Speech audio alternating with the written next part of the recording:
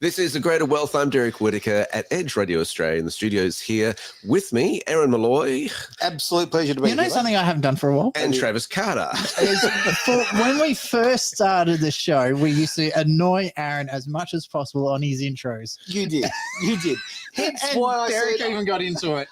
it's true. It's a great point. Hence why I didn't want to do the intro today. I thought, no, let's just calmly get into the show. But of course, the Shave Monkey is in the building. Bring Probably it the shortest back. intro we've ever done. I think it's absolutely. Get it. Great to see you, Derek. Fantastic, mate. Thank you. Good to be here as always. Look, my apologies to everyone out there that Travis is here. Hopefully, in the next 30 minutes, he may say something intelligent. We'll give it a crack. There's always those pearls of wisdoms, the diamond in the roughs that come out. Every of left radio field. station needs a resident of Panama to be on the show. That's That's right. That's right. So here he is. For tax purposes alone. Can you smell that jealousy? Oh, just a little bit. Just Yeah. a little bit. He won't be here in 6 months. No, but- this is true. I'll be here in 6 months. Oh, dear. I've got commitments where I have to come back, unfortunately. But yes. Great to have commitments. Well, of So- course, what is the Greater Wealth? Greater Wealth is about that great collision between, A collision. I love it is a collision between politics and you know, the rules of life, if you like, and of course the world of finance. But I thought you were going to say collision of seriousness, which is Derek, and the inseriousness, the hooligan, yeah, whatever you idiot, want to call it. the ADHD, Simpleton. the collision of seriousness and ADHD. And I was going to say your life purpose and very much your soul and what you're about. So that's the great collision here. And we're going to talk about something today that is quite, I mean, it's going to touch us all. It's about Christmas. And I'll stop talking. I'm going to throw to Derek on this one.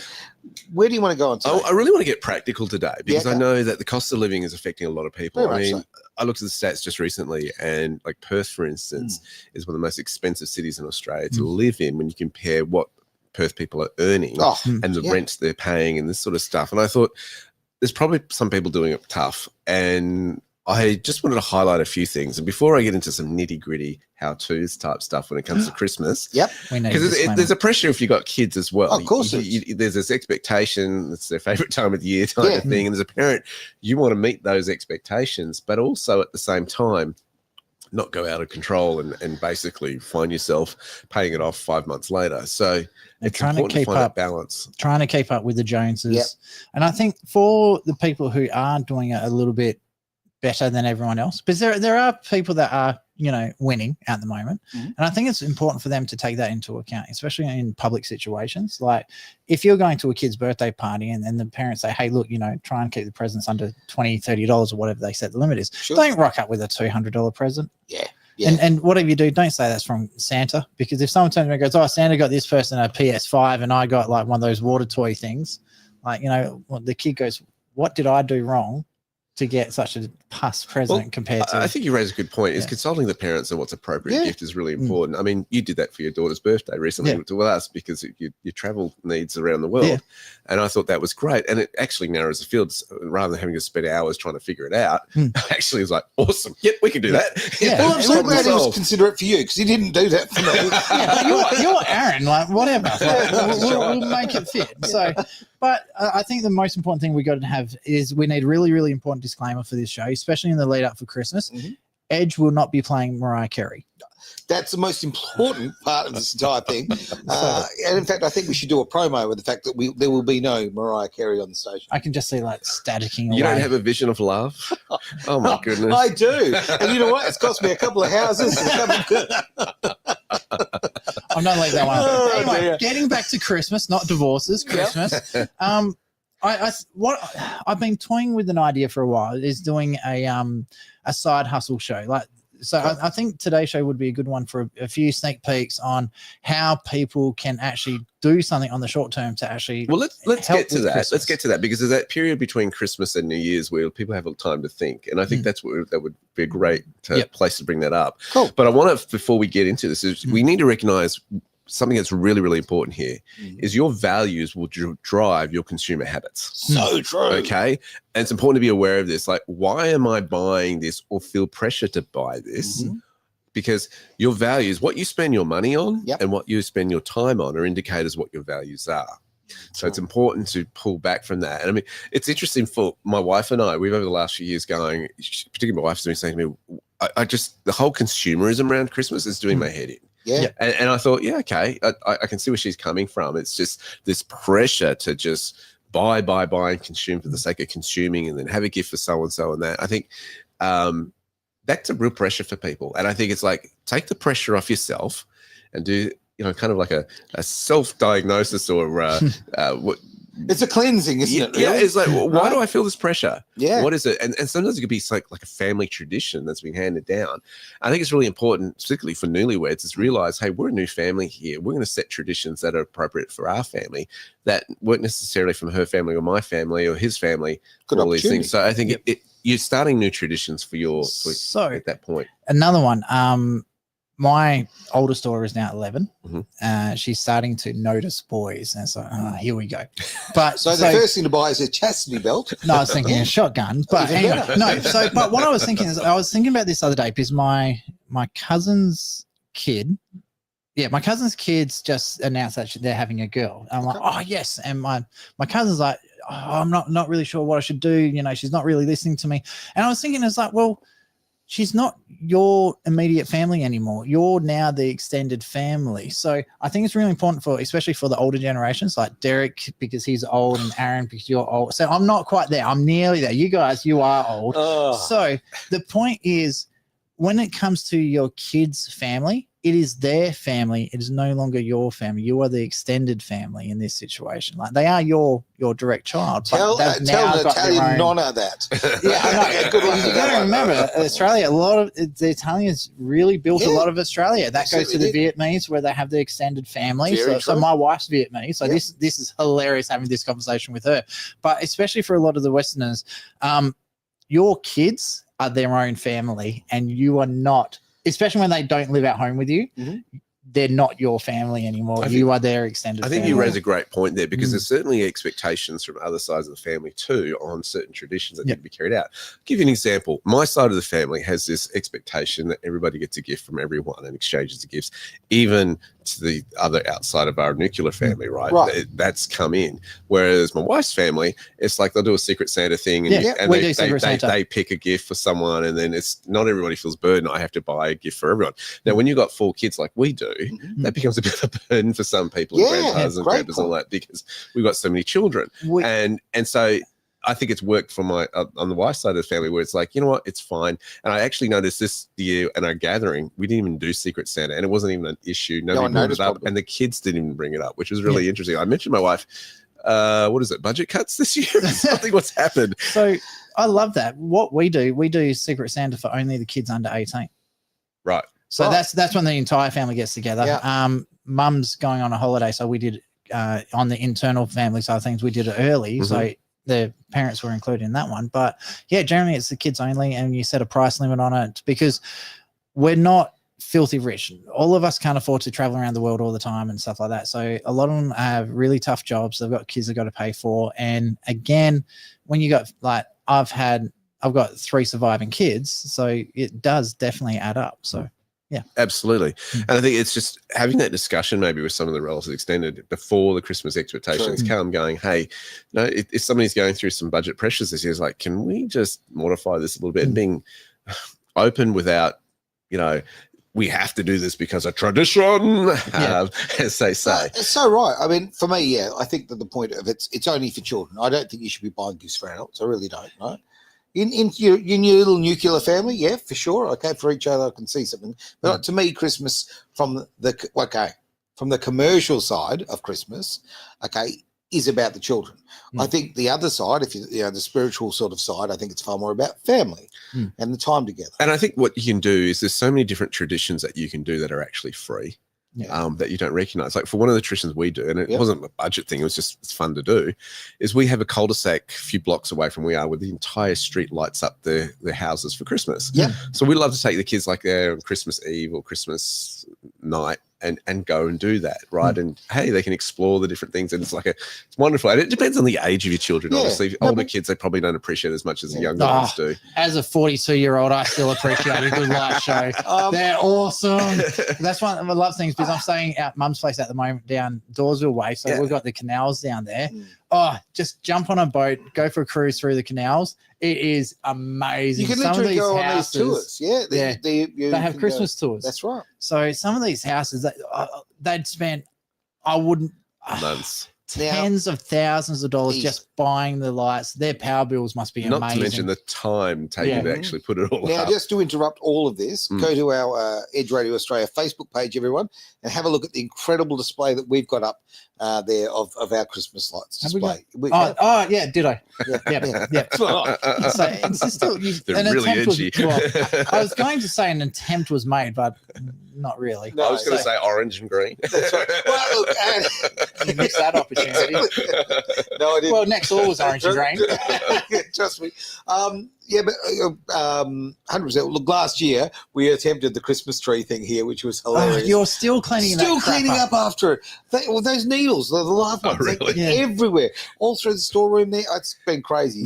It's interesting you say Christmas trees. I remember when my wife and I first got married. At first, I was a bit of a Scrooge the first year. I was like, let's not buy our Christmas tree until the post-Christmas sales. Because we stuck with it for how many generations? And let's not pay full price. That was the Scrooge of me that year. So we had a tiny little tree our first year of marriage. And then we got the proper one. And we got a really nice one. I thought, let's get a really nice one because it's on sale. When I became a single man many years ago, first or second time, whatever, I got a Christmas tree, and then it was one of those ones only about 4 foot tall, and it was all covered in decorations. Anyway, what I did is just covered it in Glad wrap, and then stored it. And then next year, cut the Glad wrap. Done. It was fresh for the next year. The girls love decorating it, but I moved out of home really early, and so don't get me wrong, I love Mum, but just really struggle to live with her Mum. Not until I was older. Anyway, so my first Christmas tree was an air freshener hanging off the oven. Nice. That was my first Christmas tree. So smelled nice, huh? But let's talk about the things that don't cost a lot of money or cost very little or cost nothing. Well, one of you suggested just now. Sorry, I interrupted you. No. But getting the kids to decorate the tree. That's where I was going. Yeah. Exactly that. Yeah. Like for me growing up. I didn't have to do it. But when I was growing up, it was such a big deal. I think, the old 1st of December-ish, we used to get the tree out because, I don't believe in starting the preparations in September like the shops do. Come December, that's when we put the tree up. And it was a very, very big deal to do it. And, we talked to the Christmas fairy and tell the Christmas fairy what we wanted for Christmas. That's why you never point because the Christmas fairy will fall over. So, haven't you heard that one? No. Yeah, that's what we got told as kids. Really? Never ever point with your finger because you'll trip over the fairies. There you go. Now, we used to have the Christmas fairy on the top as you on the tree. It's actually called an angel, but that's okay. We called it the Christmas fairy. All right. Anywho, but what a great technique, because I used it later in life because Mum would clearly obviously wait around the corner and write notes of what we wanted. Listening to us talking to the Christmas fairy, which I use that technique later. So the kids doing the trees it could be a tradition, but it costs nothing is my point. Right? Yeah. Be aware when you go shopping that not everything is on sale or is a sale. I think that's really go in with your eyes open. Where is it made? Early. Yeah, but also, we used to, we haven't done it this year because we're just so busy, but we would do it online and do it months ahead, when sales are on. If you can do that, it takes forward thinking, which this year has just been crazy. So we haven't been forward thinking this year, but that's something we've done in the past. I start my Christmas shopping on the 24th, and I'm not even joking. There you go. I literally just go out the day before and go. Yes, we know. Many men do. Too early. I always love Jimmy Carr's one on this one because Christmas isn't just for the kids, it's also for the dads, because it's like, wow, that looks expensive. How much did I spend on that sort of thing? Yes. But no, just going, the other one I really enjoy doing is if you're invited to someone else's house for Christmas, stuff like that, just give them a quiet call. Say, hey, what do you need for Christmas? Yeah. Because there's no, I hate doing the, hey, this is an excellent present. And you're just thinking, what? Let's say I don't race cars, okay? I'm not a car racer, and you get me a racing helmet. I'm going to think, Well, you re-gift it to me. Job done. Spot on. So, but like, talk to the people, find out what they need, because they could be really struggling in some things. True. But at that point, a prepaid Visa card might be an absolute godsend. Well, here's where I'm going to go on that. Like, why do we feel this compulsion to buy gifts? Honestly, like, again, it should be about the kids. Yeah, if you're going to do that and not spending, because my parents really screwed up on this. Okay, so I'll take your present back. If you could, sorry, I didn't get him one. Can I get store credit? No, but I love my parents very much, but they screwed up when it came to Christmas, right? They spoiled us. We had 3 kids. We got spoiled rotten. Like, I mean, I remember one year when we all got TVs for Christmas and all of this other stuff, because Mum felt that, okay, if I bought a TV for one, I've got to buy it for another one, right? It just became this. All right, Shaq. Yeah, maybe a little Have bit. you seen what Shaquille O'Neal does? No. Oh, yes. Oh, he is right. whatevertheywant.com. Yeah. But where I'm going is it set a very unrealistic goal. Yeah. And Mum and Dad just spent, well, Mum did. I'm sure Dad had nothing to do with it as far as the knowledge, but the crazy amounts of money. And I think it set a standard that was, not sustainable, right? And I think it also instills probably the wrong ethics and the wrong expectations in children. There is sometimes, my mother wanted to buy me a gift, and for the last few years I've said, just buy me silver, right? That's been my thing, silver, because I know it's going to increase in value, and I'd rather that than socks and jocks, right? So I'll just buy me silver. Well, this year I said that to her, and I was kind of hesitant because silver's gone up in price recently. I'm going, all right, what if I contribute some of that to her gift buying if I want to do that, right? Right. And I have no issue with that she doesn't buy it outright, but I actually get something I want, as opposed to something that I've got to repackage or think, great, now what do I do with this? I think there's creative ways to do that. So and again, communication is really important. Don't do what I did. I accidentally gave back a wine cooler thing, right? Okay. So it was given to me from my friend, and then the next Christmas I gave it to her as a gift. Take some notes, okay? I've got a couple of mates, and for the last probably 4 or 5 years, we've been sending the same $20 backwards and forwards. So, but yeah, no, I won't do that to Aaron. Anyway, so the other one, funny. Can I do you a quick story? Okay, sure. A bunch of mates used to. One of my clients was with this group of guys, and they would give themselves a really dorky Christmas gift, right? That was a tradition, 4 or 5 of them, right? And they had to be under $5. Right. We call them past presents. Yeah. Yeah. But here's the thing. One year, one of them gave them Bitcoin. Oh! When it was $5? When it was but less than $5. Yeah. The problem is my client can't find where that Bitcoin's stored. No. so this is before anybody knew what Bitcoin was or what it was for. Yeah. So there you go. So we are still friends. they did, and I believe they are. But interesting Christmas story there. So one of the other things I noticed a lot happens, just going back to the mindset around Christmas, and that you have to buy presents for everyone, stuff like that. Yep. I find a lot of people, especially now that social media is so prevalent in a lot of people's lives, like they want to go out, they want to show, we're succeeding because we can buy everyone all these presents. Yeah.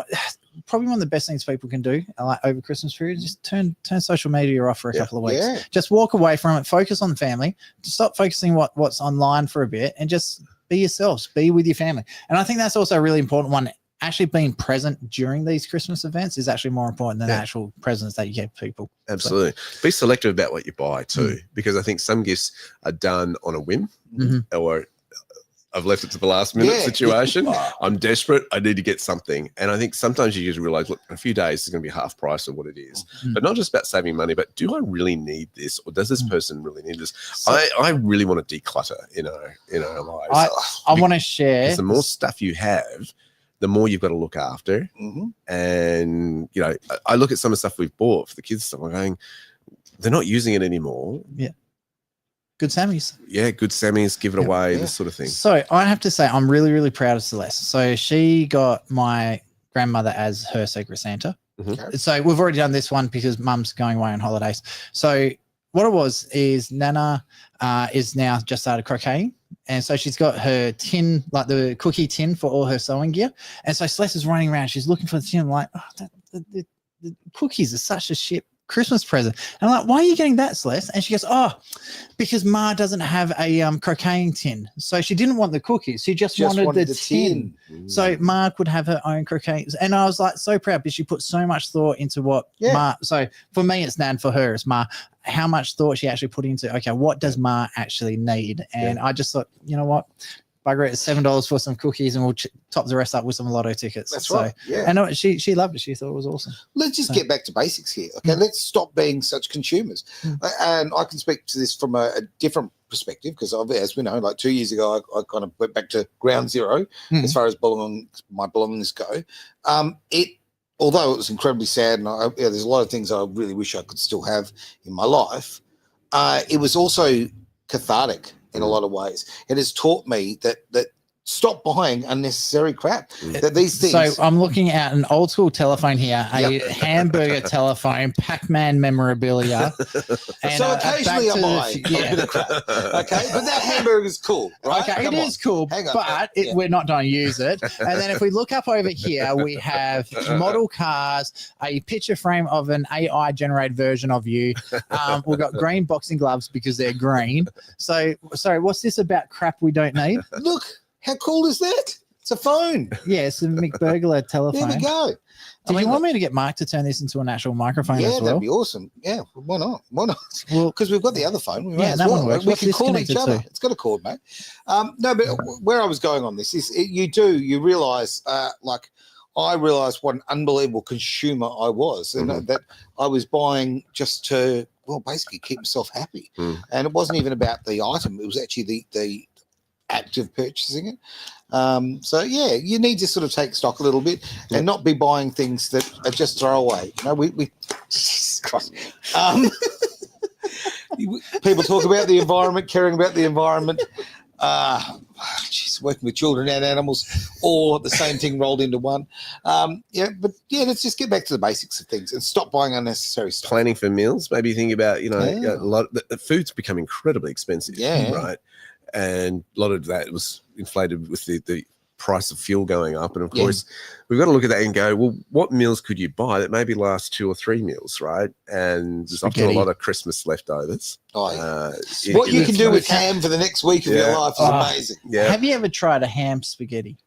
No. Oh, phenomenal. But you got to make sure you get the leg ham so you can cut it into like little cubes, the ham instead of the strips. But yeah, the other one is proper bolognese is supposed to be pork, so there you go. Well, there you go. There you go. But I was going to say the potluck dinners as well. Often there's a get together with the family after Christmas, but everybody can just bring it together rather than going out and buying more. Just bring what you've got, guys, and we just all share. The other one, we're a little bit lucky in Perth because if you go up to Escarpment, you've got all the fruit farms. And so a lot of the times they'll actually let you go out there and pick the fruit yourself. And you get the fruit like stupid cheap. So we always found cherries, mandarins, nectarines, and there's a few others up there, like especially the stone fruit. You can get insane amounts of food for like 10 cents in the dollar. So there's a great way if you do want to do like fruit platters and all that sort of stuff. So where do you do that? Up to this Escarpment. Luan just goes, oh, hey, we're going fruit picking today. I'm like, awesome. Nice. Yeah. Another thing that helps us with the budgeting of Christmas is kind of like how much we're going to spend on each person, kind of keeping that in mind, defining it. So obviously my wife and I'll probably spend a bit more on the kids than we do on extended families and friends and all that sort of stuff. But you kind of think to yourself, all right, my kid really wants this, fine, we'll spend this much on the children. But having an allocated amount for those extra gifts you've got to get is probably a good way to do it, and sticking to it is important. So I like that idea. Yeah, and that way you can actually allocate, right, I've got to buy 5 gifts, 10 gifts, whatever the case may be. I've allocated this per head. It's almost like catering for an event. So true. It's $32 a head. We can define it what it is. Well, let's not have this wonderful, wonderful, amazing Christmas, and then come January in a month's time when the credit card bill comes in, and you're having to pay for it. And I mean, and obviously financially you're having to pay for it, but it also causes you immense amount of stress and often hurts relationships, all that sort of thing. It starts your year off in a very poor way. So why spend that money in the first place? Yeah. And the other thing is, if let's say you do get someone a past present because you're on a very, very strict budget, you actually put a bit of thought into it. It is actually a half decent present, but it's not $100 present. How long are they actually going to remember that for? It's not. They're not. The other thing you can do, and if they do hang on to it, is that a person you really want to be hanging around with? So the other thing you do on the post-Christmas get-togethers is maybe wait till the gifts are on sale, because you're not going to see them until after Christmas anyway. You can buy them at bargain prices. That's right. That's another tactic you might think. Well, when am I actually seeing them? 2 days, 3 days after? So those are sort of things to look out for. But there's only so much cost cutting you can do. Yes. And I think you've got to think long term. And often that period after Christmas where you've full in the belly and you're wishing you hadn't eaten so much turkey and that sort of stuff, you start thinking about, well, the New Year's resolutions start to kick in. You go, where do I want to go in life? And I think this is where you start thinking long term. If I'm not making ends meet in relation to what I'm currently doing, then if I keep doing it, well, I'm going to still get the same results. You want that side hustle, huh?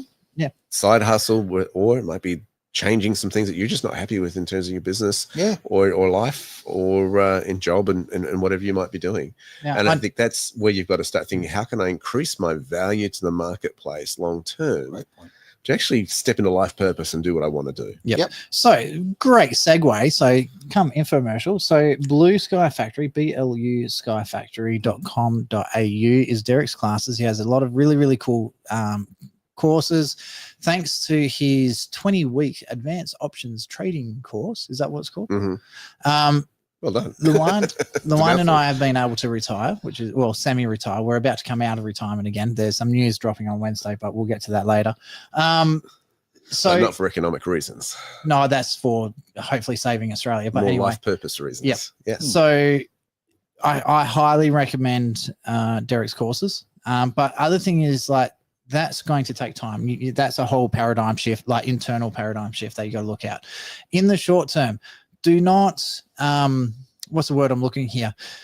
There's a lot of options out there which people just write off. Oh, that's below my dignity. Hey, I'm an Uber Eats delivery driver. Yes, I am. I've got no fear of saying it.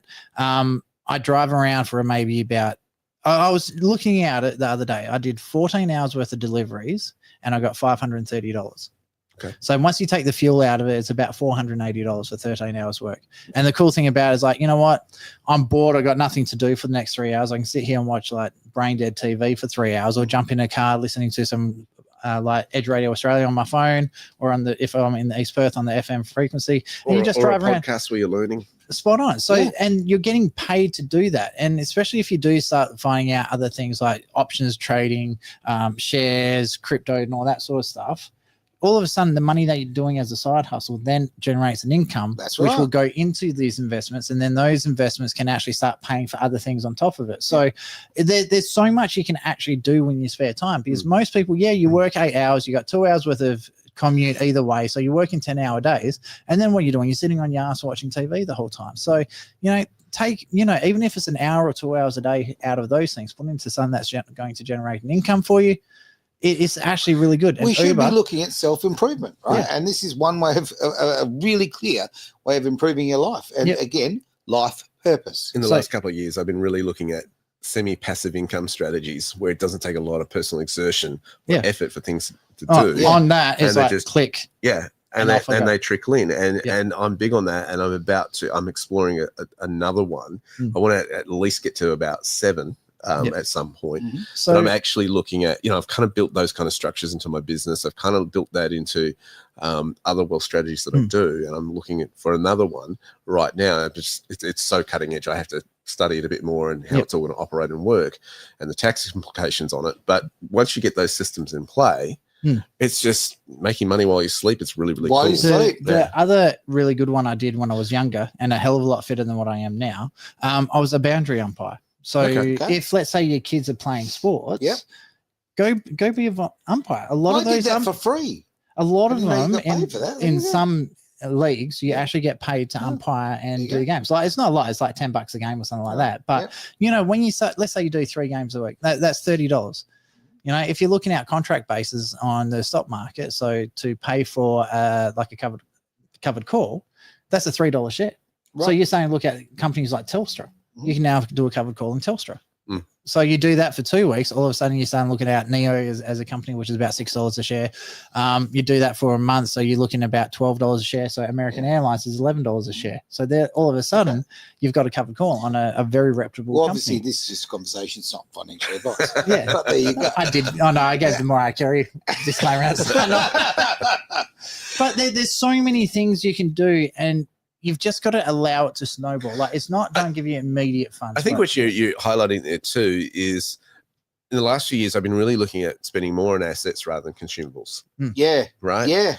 what's going to make me money? So you could hear that in my thing of, just buy me silver rather than socks and jocks, right? Because it'll make me money later on, right? I do need some fresh jocks, though. So, the numbers are There getting are down. necessities. So yes. you can be a naturalist and just go commando. I could. I might be right now. You never know. I thought I could smell something. And on that horrible line, I'm going to throw to Derek for a closing thought. And, I think it's pulling back from the keeping up with the Joneses, the pressures of traditional expectations that you've had being brought up, and family and friends, and going, what do I really want to do for Christmas? How do I want to celebrate it? And sometimes simplicity is a really good idea, and just scaling it back. And you'll be amazed how simplicity can really lead to other opportunities where you just go, I'm focused more on my kids, the ones I love. And I think that's really, really important going into the season. But the simplicity of it is we're remembering the greatest gift ever born, Jesus, and looking at that real story of what that was and how incredibly impacting that was on life and history. And let's think about that at Christmas time rather than someone who was made up by Coca-Cola. All the add-ons. Yeah. So I think just getting back to the simplicity of it all and not feeling the pressure and going, you know what? Society expects me to do this. Well, guess what? I don't necessarily have to do what society expects me to do. All right. Be present during Christmas. Don't focus on the presents. Oh, I like that. Okay. We are out of here. Have a wonderful Christmas, but we will see you before that. But just for those who are maybe watching this on the replay, have a wonderful Christmas, and we'll see you very soon. If you want to catch the replay of this show will be on edgeradioaustralia.com. I'm looking over the wall there at 5 p.m. on Sunday, so that is always good. But, of course, you can watch it anytime on our YouTube channel and enjoy. Thank you very much for being part of The Greater Wealth. Don't forget to like and subscribe. It's Edge Radio Australia.